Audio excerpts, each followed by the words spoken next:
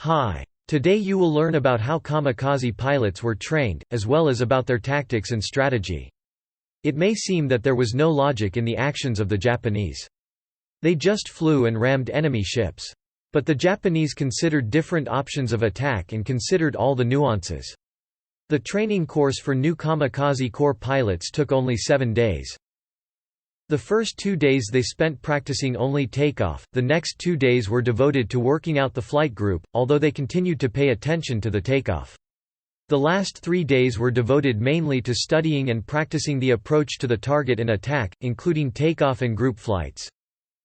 If time allowed, this course was necessarily taken twice. The first 2 months of kamikaze operations showed that certain methods of attack can achieve a higher percentage of hits. Special emphasis was placed on the fact that the pilots used all possible advantages of their aircraft. For such light and high-speed aircraft as the Zero fighter, 2 methods of approach to the target are the most effective in special attacks. This should be done either at the highest possible altitude or at the lowest possible altitude. High altitudes were preferred because they allowed you to evade enemy fighters. An aircraft at this altitude is not easy to spot from the surface of the sea, and although enemy radar could spot our planes, the fighter needed time to gain altitude and attack. In addition, the higher the altitude, the more difficult it is for interceptors to operate. Above 4,000 meters, the air becomes thin and the pilot must use an oxygen mask. At an altitude of 7,000 meters, the pilot's ability to fight is drastically reduced because he cannot aim accurately. Problems with an oxygen mask can lead to the fact that the pilot will lose consciousness and control of the aircraft. All these factors make the approach at high altitude the most advantageous in terms of evading enemy fighters. When approaching at ultra-low altitudes, our aircraft must stay above the surface of the sea to avoid detection by radar. Air Patrol visually detect aircraft gliding over the water is extremely difficult, which also reduces the likelihood of interception by enemy fighters. When there were several attacking units, approaches at high and low altitudes from different directions were used simultaneously. When approaching at a high altitude, you should be careful that the angle of the dive in the last phase of the attack was not too large. During a long steep dive, acceleration increases too quickly, the aircraft becomes difficult to control and the pilot may lose control of it. Therefore, it is especially important to keep the minimum required dive angle, given the direction of the wind and the movement of the target. An aircraft that goes to the target at low altitude after detecting an enemy ship, must rise sharply to 400 or 500 meters before dipping on the target. This method required high-level flying skills. Because the pilot had to direct his plane to the deck of the enemy ship in order for the hit to be effective. During an attack on an aircraft carrier, the best aiming point was the central elevator, or a point 1/3 of the ship's length away from the bow. The bow and stern elevators were considered good aiming points. These are the most vulnerable areas of the aircraft carrier. When attacking other classes of ships, you should aim at the base of the bridge, where the ship's brain is located. A direct hit there almost certainly resulted in a loss of control and put the ship out of action. If the Japanese did not have a shortage of aircraft, then they would send 4 kamikazes to attack a large aircraft carrier. In theory, 2 or 3 aircraft were considered the ideal composition of a strike group to attack an escort carrier. But the Japanese were faced with the fact that the enemy had many aircraft carriers. And the Japanese don't have enough planes to meet these requirements. Therefore, the Japanese usually sent 1 aircraft to attack each carrier, hoping for a successful hit. In the execution of special attacks, it was important to pilot picking up your plane. The air had the maximum amount of information and ought to go at top speed. Even after the kamikaze pilot takes to the air, he is still vulnerable to enemy attacks. Since a 250 kg bomb shackles the plane, it reduces speed and maneuverability. Therefore, the kamikaze pilots carefully practice takeoff to have time to gain altitude and speed.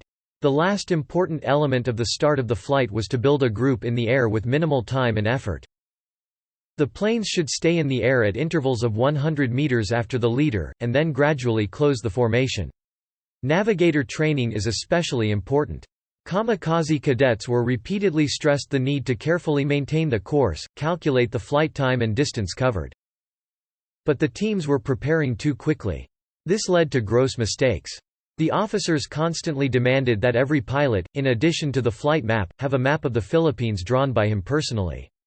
And that he knows at least approximately the area of operations. But in the rush and confusion, these precautions were often forgotten. The officers hoped that each pilot would carefully prepare for departure, which of course was a mistake.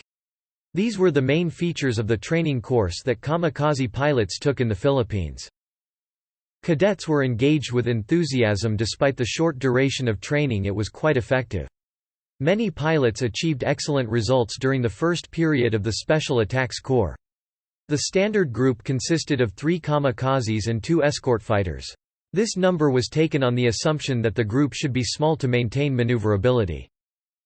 It was decided that 5 aircraft are the optimal composition of the strike group. Depending on weather conditions, enemy forces, and the availability of aircraft, the composition of the group could change. 2 escort fighters play an important role. They should distract enemy interceptors. While kamikaze planes dive on targets. Pilots of escort fighters should try to distract the enemy and deceive him, and not try to shoot down an enemy plane. Their main duty is to protect kamikaze planes. To perform a maintenance task. Exceptional flying skills are required from the pilot. That's why Japanese officers were refused when professional pilots were asked to translate them into suicide bombers. Such people were needed to guard the planes, and they simply had no one to replace them. The kamikaze bases were simple and efficient. Using a proven technique, a reconnaissance aircraft should radio the enemy to the coastal base when it finds the enemy. The communication center transmits the received information by phone to the command post located next to the runway, where the duty commander is ready to raise the alarm to the pilots. Having declared an alarm, the officer must indicate the position of the enemy on the map. Specify the composition of the squadron and its course, and evaluate weather conditions on the route and in the target area. After evaluating all these factors, the officer must decide how many kamikaze planes to lift, when they should take off, and what course to follow to the goal. When this is done, the officer runs to the pilot's rest area, where they are already lined up waiting for orders. They will have to get all the necessary information from the officer, and then prepare for departure. Meanwhile, technicians and mechanics roll out planes from hiding to their starting position, hang bombs, fill up with gasoline, warm up the engines. The pilots climb into the cockpit of the prepared aircraft. They wave goodbye, the engines roar and the planes take off quickly, gaining altitude and disappearing in the east. Thank you for watching this video. If you like it, please like this video and subscribe to our channel. See you in new videos.